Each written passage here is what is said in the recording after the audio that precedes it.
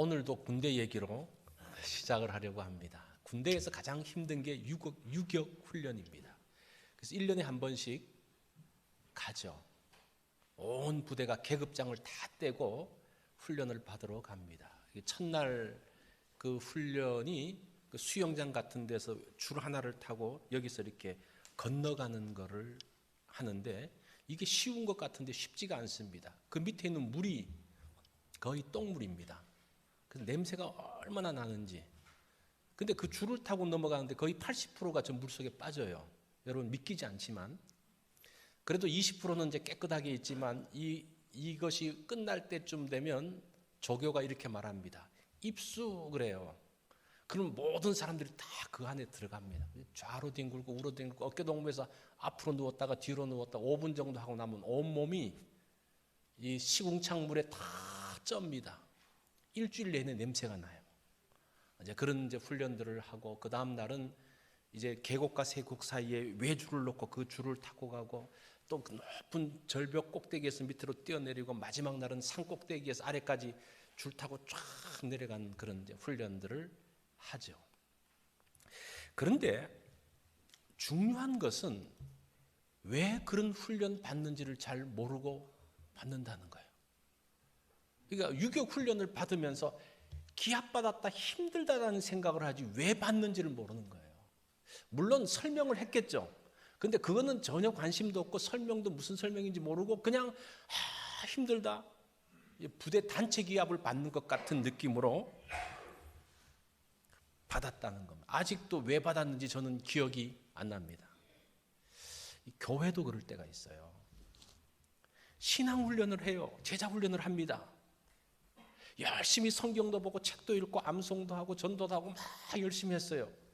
근데 왜 이 훈련을 하는지를 모르고 할 때가 있다는 거예요. 자, 오늘은 우리가 그 이야기를 한번 해보려고 그래요. 교회에서 하는 훈련, 교회에서 하는 성경 공부, 교회에서 예배하고 하는 그 모든 것의 골이 무엇이냐, 목표가 뭐냐, 그것을 오늘 본문이 설명을 해주고 있습니다. 예수님의 제자 훈련의 목적, 그 결론이 오늘 본문을 통해서 설명이 되어지고 있어요. 그게 우리의 훈련의 목적이 되어야 되겠죠, 그죠? 그것이 우리 성경 공부의 목적이 되어져야 되겠죠. 마태복음 10장은 예수님께서 제자를 부르시는 장면이 나옵니다. 그래서 12명을 불러요. 그래서 그 12명의 이름이 다 나옵니다. 그리고 난 다음에 그들을 부르고 난 다음에 예수님이 처음 하는 일이 무엇인가 하니 제자들을 파송하는 일을 해요. 이상하지 않습니까? 아직은 훈련도 안 됐는데 제자들을 다 모아, 물론 그 전에 2명도 모이고 5명도 모이고 소수로 모였지만 12명이 딱 짜여지기 전까지는 딱 짜여졌을 때가 여기인데 짜여지고 난 다음에 그 다음 구절이 뭡니까? 5절 6절에 보면 예수께서 이 12를 내보내시며 명하여 이르시되 이방인의 길로도 가지 말고 사마리아인의 고을로도 들어가지 말고 오히려 이스라엘의 집에 잃어버린 양에게로 가라. 훈련생들을 딱 모집해 놓고 처음에 한 게 뭐예요? 가라 라는 겁니다. 이거는 예수님이 방치하는 게 아니라 처음에 사람들이 모였을 때 이 훈련의 목적이 무엇인지를 명확하게 보여주는 거예요. 그리스도인의 훈련의 결론이 뭡니까? 파송이에요. 파송. 우리가 이 훈련을 잘못 받으면, 성경 공부를 잘못하고 제자 훈련을 잘못하면요, 머리만 큰 사람이 되어져요.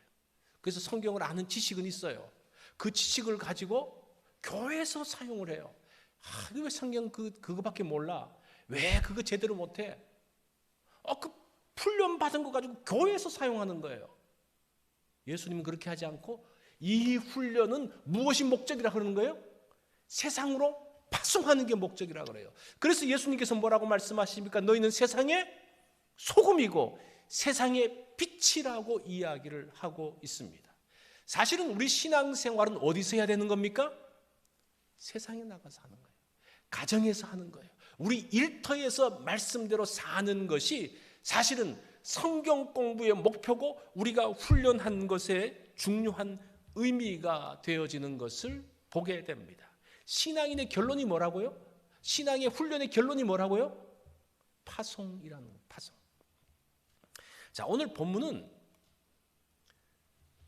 파송을 받는데 이 파송받는 사람들이 어떤 메시지를 가지고 어떤 능력을 가지고 가는지를 오늘 본문이 소개해주고 있어요.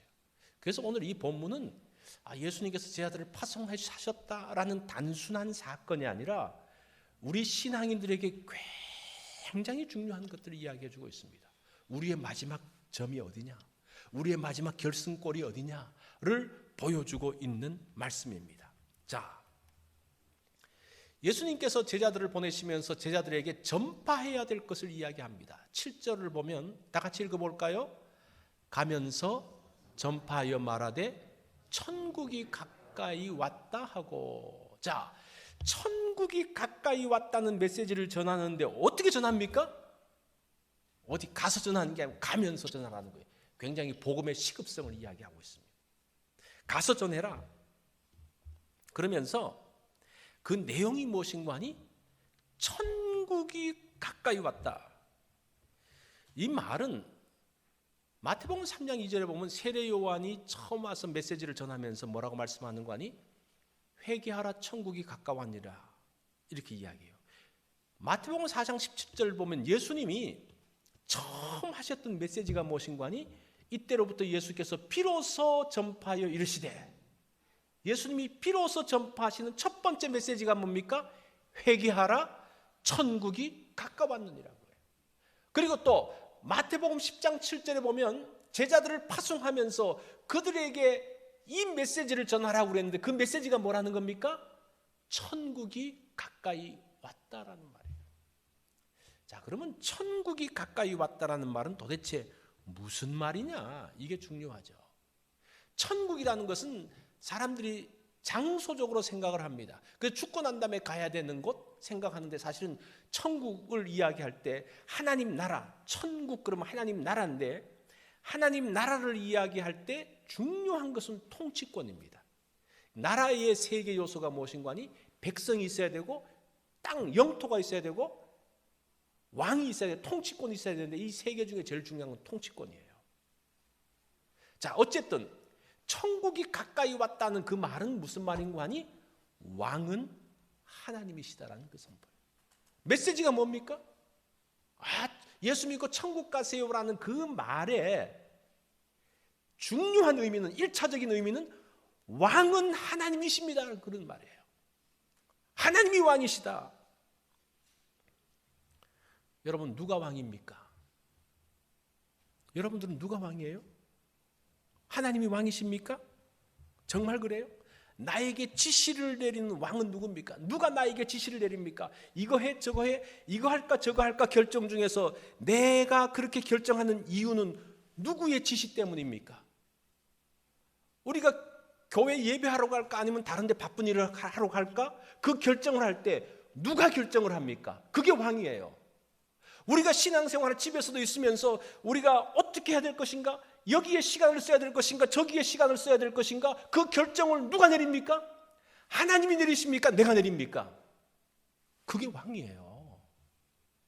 우리가 이 왕, 하나님은 왕이시지 그거 뭐 누가 부정해? 아니요, 그렇지 않아요. 실제 삶 가운데서는요, 하나님보다 누가 왕입니까? 자기 자신이 왕이에요. 지금 그 이야기를 하는 거예요. 천국이 가까이 왔다는 말은 누가 왕이냐? 지금 그 당시 바리새인들에게 누가 왕이냐? 라는 것을 이야기하고 있는 겁니다. 그래서 이 메시지를 세례 요한이 하고 예수님이 하시고 제자들이 똑같이 그 메시지를 하고 오늘날 우리가 전해야 되는 메시지가 뭡니까? 천국이 가까웠다. 그래서 바꿔서 말하면 누가 왕입니까? 그 질문을 하는 거예요. 그것이 예수님의 첫 번째 메시지입니다. 자, 그러면서 이 제자들에게 할 일을 주십니다. 그 할 일이 8절에 나오는데 보면 병든 자를 고치며 죽은 자를 살리며 나병 환자를 깨끗하게 하며 귀신을 쫓아내되. 자, 그 메시지를 가지고 가는 사람들에게 이런 능력을 주시는 거예요. 권능을 주십니다. 병든 자를 고치고 죽은 자를, 이 대단하잖아요. 나병 환자를 고치는, 귀신을 쫓아내는, 그래서 사람들이 이거 굉장히 좋아해요. 이런 마술적인 능력을 가지고 사람들이 가가지고 막 병도 고치고 내가 이런 능력이 있어 라고 말하는데, 여러분 이 말을 뒤집어서 보면요, 뒤집어서 보면 이게 뭡니까? 병든 자, 죽은 자, 나병 환자, 귀신 들린 자, 이들은 모두가 고통과 아픔의 자리에 있는 자들이에요. 이 메시지는 우리가 그런 능력을 받았다, 능력을 한번 자랑해봐, 그게 아니라 너희가 가야 될 곳이 어디라는 겁니까? 병든 사람들에게, 귀신 들리고 고통당하고 아픔 가운데 있는 사람들에게 가라는 메시지예요. 우리가 이 말을 잘 기억을 해. 그들의 아픔과 함께하며 그들의 고통과 함께 울며 그들을 고치며 그들을 치료하며, 이것이 주님의 뜻이라고 이야기를 합니다. 우리가 예배를 마치고 주님이 주시는 권능을 가지고 가는 거예요. 갈 때 어디에 가는 겁니까? 그런 아픈 사람들을 찾아가서 그들의 아픔과 함께하며 그들을 위해서 기도할 때에 주님께서 역사하실 것에 대한 약속이 이 가운데 있는 것을 보게 됩니다. 이 마종기 시인이 둥지를 만드는 날이라는 시가 있습니다. 그 이제 4개의 연으로 되어 있는데 2개의 연만 소개하면, 새들은 바람 부는 날을 골라 둥지 만들기를 시작한다. 둥지가 바람에 부서지지 말라고, 알이나 새끼가 바람에 날아가지 말라고, 바람 센 날에만 부산하게 새들은 둥지에 큰 틀을 만든다. 바람 불어오는 쪽의 벽을 더 두텁게 큰 가지로 다시 단단히 막고 싸고 가지와 가지 사이를 세밀하게 엮는다. 자, 견고한 둥지를 만들기 위해 바람 부는 날에 새들이 둥지를 짓는다 그래요. 아파하고 힘든 사람들을 위해서 우리는 뭐 하는 사람들입니까? 둥지를 만드는 사람들이에요. 그 둥지 가운데서 그들이 힘들어하는 쪽을 더 견고하게 하고, 그 주님의 능력과 함께 그들을 위해서 간절히 기도하며 그들의 아픔에 함께 참여하면서 그들이 치유되어지고 회복되어지는 것을 보게 된다는 거예요. 그게 우리 그리스도인의 능력이라는 겁니다. 그것을 위해서 우리가 능력을 주셨어요. 자랑하기 위해서 주신 게 아니라 그 사람들과 함께 하기 위해서 능력을 주시고 있는 것을 보게 됩니다. 뿐만 아니라 또 제자들에게 주신 게 무엇인가 하니, 그 집에 들어가면서 평안하기를 빌라고 이야기합니다. 평안을 빌라. 약한 자를 고칠 뿐 아니라 그들에게 평안을 주라고 이야기합니다. 예수님의 평안을 빌라고 이야기합니다. 요한복음 14장 27절에 보면 예수님께서 이렇게 말씀하시죠. 평안을 너희에게 주노니 곧 나의 평안을 너희에게 주노라.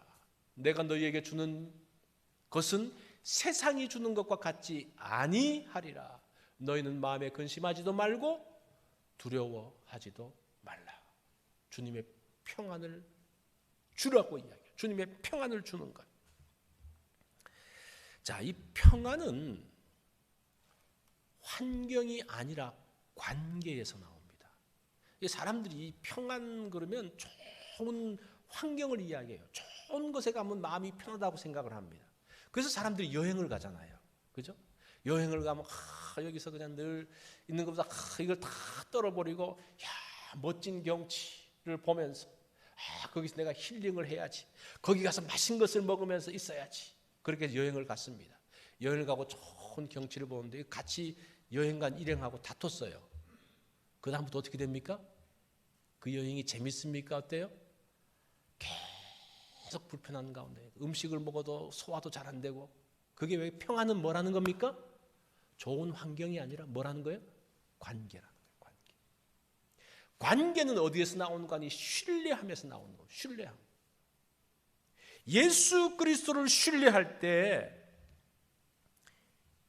평안이 그 가운데, 평안이라는 것은 주님을 신뢰하는 겁니다. 누구를 신뢰하는가? 여러분들은 누구를 신뢰하면서 마음의 평안을 누립니까? 무엇을 신뢰하면서 평안을 누립니까? 어떤 분은 자기가 가지고 있는 돈, 물질, 그것도 뭐 마음이 평안이 되죠. 그런데 돈 가진 사람들 보면 굉장히 불안해해요.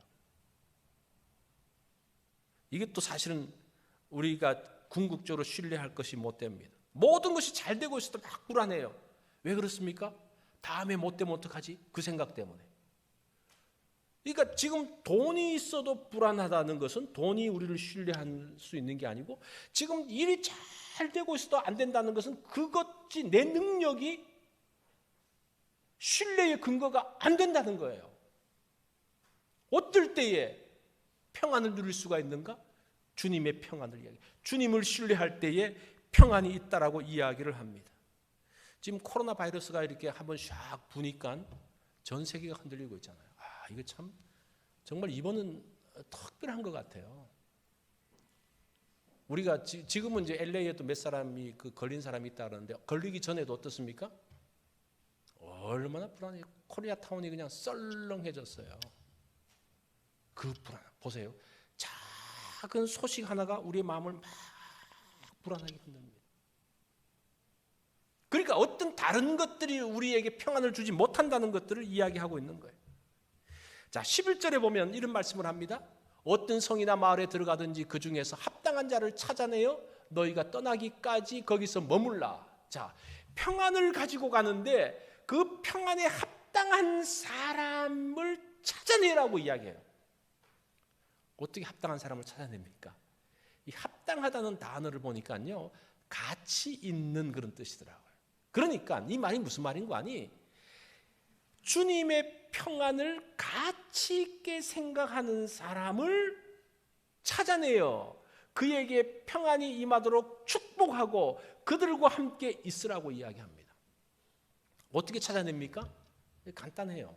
계속 평안을 선포하고 구원을 선포하면서 가다 보면 어떤 사람은 그 구원의 말씀을, 그 평안, 주님의 평안을 정말 가치 있게, 정말 귀하게 여기는 사람은 그것을 영접하는 거예요. 영접이 그래서 중요한 거예요. 영접한다는 말이 단순한 받아들임이 아니라 그것을 가치 있고 정말 의미 있고 중요하게 생각하는 사람이라는 그 뜻이. 주님을 중요하게 생각하는 사람. 그 사람에게 이 평안을 선포하는 겁니다. 거부하는 사람은 어떻게 된다고 말합니까? 발의 먼지를 떨어버리라고 이야기합니다. 누구든지 너희를 영접하지도 아니하고 너희 말을 듣지도 아니하거든 그 집이나 성에서 나가 너희 발의 먼지를 떨어버리라. 내가 진실로 너희에게 이르노니 심판날에 소돔과 고모라 땅이 그 성보다 견디기 쉬우리라. 자, 영접하지 않고 거부하는 사람은 누굴까? 보세요. 지금 제자들이 어떤 사람입니까? 가서 병을 고쳐주고 귀신을 떠나게 하는 이런 능력을 갖고 있는 사람이에요. 이 사람을 거부할 사람이 누가 있겠어요? 여러분 당장 그런 사람이 있다 그러면 어떨 것 같아요? 오라 그러죠. 세상도 좋아하죠. 그런데 문제는 이 제자들이 병 고치고 그렇게 하는 부분이 아니라 제자들의 메시지에 있어요. 무슨 메시지를 전합니까? 왕이 누구냐, 그 메시지를 전하는 거예요. 지금 그 당시에 있었던 많은 유대인들, 바리새인들, 또 사두개인들, 그 많은 사람들이 왜 예수님의 그 평안의 메시지, 예수님이 병자를 고치시고 하는 것을 왜 받아들이지 않습니까? 왜 그것을 거부해요? 그 메시지를 받을 수 없기 때문에 그래요. 그래서 우리가 세상을 향해서 그리스도인들이 얼마나 좋은 일들을 많이 합니까? 그래도 바르게 살려고 하는 사람들이 그리스도인이잖아요. 그런데 왜 그리스도인을 싫어합니까? 그 사람들의 행동이나 그것 때문이 아니라 그 사람들이 믿고 있는 그 사람들이 전하는 메시지 때문에 그래요. 그래서 예수님도 어떻게 합니까? 이 땅에 오셔서 돌아가신 거예요. 예수님 같은 분이 돌아가신다는 게 말이 됩니까?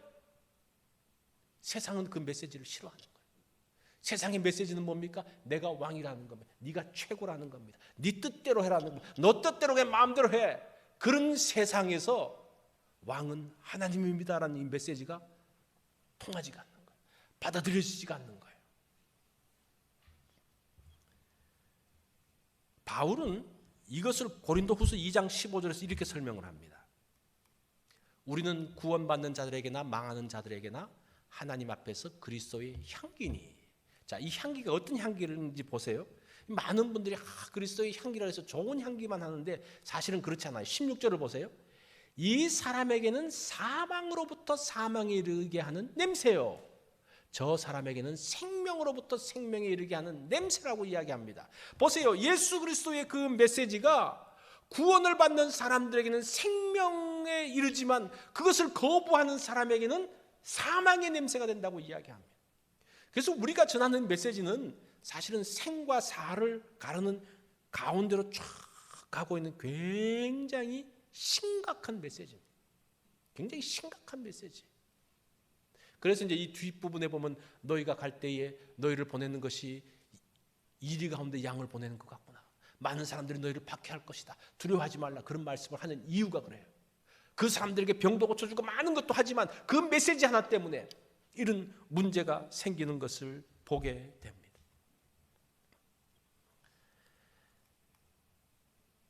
자, 그리스도인들은 보냄받은 사람입니다. 예수님께서 제자들을 부르셔서 가장 먼저 한 일이 뭡니까?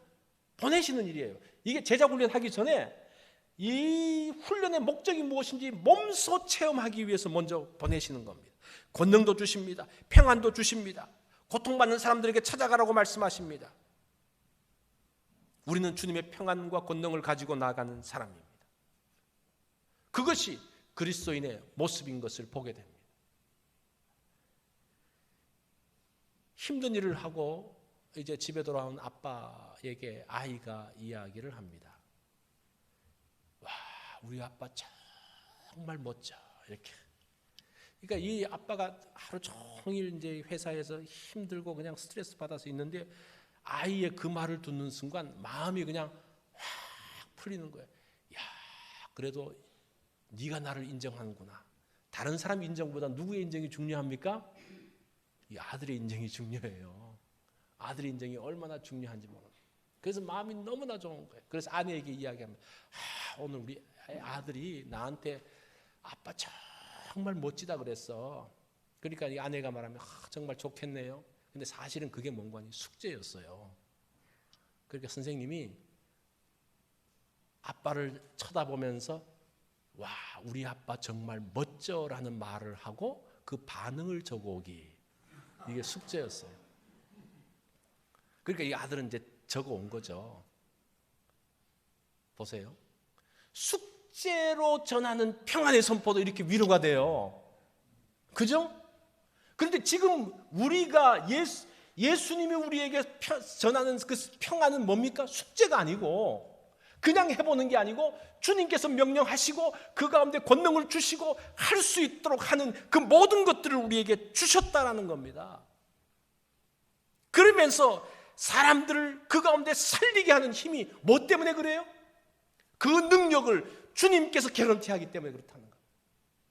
그게 우리 그리스도인이 가지고 있는 능력이라는 거예요. 자, 이 약속, 그 약속에 대한 책임을 누가 지는 겁니까? 주님이 지시는 거예요. 우리가 어떤 말을 해야 되는가 참 중요하죠. 우리는 지금 우리 입에 무엇을 담고 있습니까? 주님의 메시지를 담고 있어요. 두 가지 메시지. 하나는 뭡니까? 천국이 가까웠다는 메시지하고 또 하나는 뭐예요? 평안을 선포하는 거예요. 그런데 우리 입술이 이런 축복을 전하기보다는 마음을 칵 찌르는 말을 한다면요, 이건 참 불행한 거죠. 이 평안과 축복을 전하는 그 입술이 우리의 마음을 훈훈하게 해줍니다. 말 한마디가 이렇게 훈훈해요. 뿐만 아니라 우리의 말에는 뭐가 담겨져 있습니까? 주님의 권능이 담겨져 있어요. 여러분, 주님의 평안을 전하십시오. 그 권능을 사용하십시오. 그것이 우리 그리스도인이 갖고 있는 능력입니다. 여러분, 세상에 나가기 전에 우리 교회에서 연습을 하고 가세요. 이제 마치고 밥 먹을 때 그거를 자꾸 이야기했어요. 축복을 하고 평안을 선포하고 골치 아픈 이야기 하지 말고 정치 이야기 하지 말고 코로나 이야기 그만하고 이제 평안을 선포하고 축복하고 우리 앉은 사람들의 자녀를 위해서 축복하고 집안을 위해서 축복하고 좋은 말. 우리는 우리의 축복을 누가 개런티합니까? 주님이 개런티해요. 그러니까 우리가 사람들에게 계속적으로 그 축복을 전한다면 그것이 우리의 능력이고 그것을 위해서 우리를 부르셨다는 겁니다. 왜 훈련합니까? 그것을 위해서 훈련한다는 겁니다. 우리 믿는 사람만 가서도 세상에 가서 그런 축복, 평안, 은혜를 계속 전하면요, 이 세상이 바뀌어요. 그 능력, 그것이 오늘 예수님께서 말씀하시는 제자 훈련의 목표고 신앙인의 결론이라고 이야기합니다. 여러분들 이 말씀을 꼭 기억하셔서 우리가 그 축복을 사용하는, 그 평안을 선포하는 우리 성도들이 되어지기를 바랍니다. 기도하겠습니다.